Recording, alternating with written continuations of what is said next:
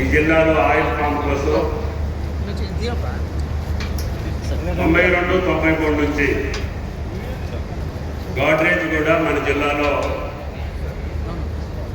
ఈ యొక్క oil form ఉత్పత్తిలో భాగంగా ఉంది.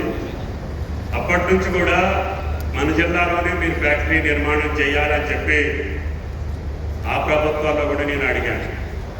అప్పుడు ఇనిషియల్ స్టేజ్లో ఉంది కాబట్టి